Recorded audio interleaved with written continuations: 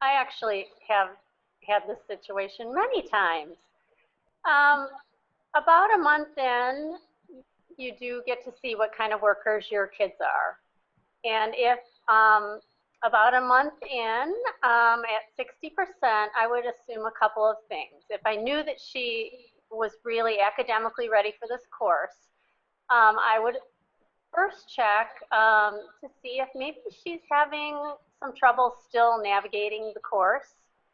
Some of the courses are a little bit more difficult than others.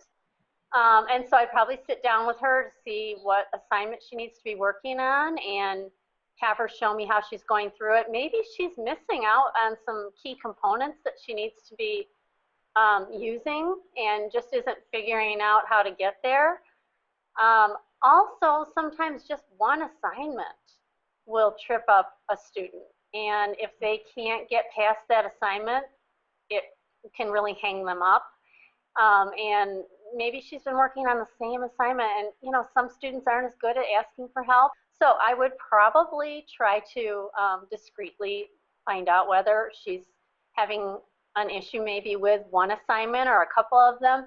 It's easy to look at their grade page in on Blackboard, and I could see when the last time she turned something in was, and I can see when she was in there, and I could see maybe if she's really struggling with something.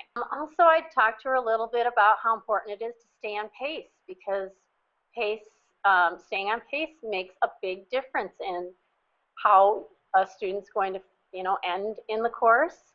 I talk a lot about staying on pace, trying to get a little bit ahead of pace, because I know kids, she may not think that 60% is a big deal right now at a month in, because a lot of kids, that's another thing. They kind of feel like, well, I've got all this time and I'll be able to catch up, and I'll be fine. Well, they don't always realize how quickly time goes by. And I'm like the mom in here that has to remind them that you got to move along. And so I talk a lot about with students that are kind of not making a lot of progress early on. I talk a lot about how important it is to stay right on their pace guide and even to get ahead. If I don't see that Amber was making progress after that, after trying to figure out maybe what was holding her up, or after trying to push her along and keep her on pace, I'd probably call parents, because that's sometimes the single easiest way to get a kid moving. As long as their kid or their parents know about it. A lot of times they don't know. And so once they get a heads up that their student isn't working, because most of the time when I call, mom or dad will say, oh, well, Amber says she's right on pace and doing great. And it's not that Amber's trying to, pull one over on them. Well, maybe she is, but that's just natural for teenagers, I think. So calling parents often really makes a big difference. Sometimes it's a technology issue at home. Sometimes they don't have internet, or they don't have a computer at home, and we try to offer a laptop if they do have some kind of internet accessibility at home. And so sometimes kids just need a little bit of extra time on their class at home.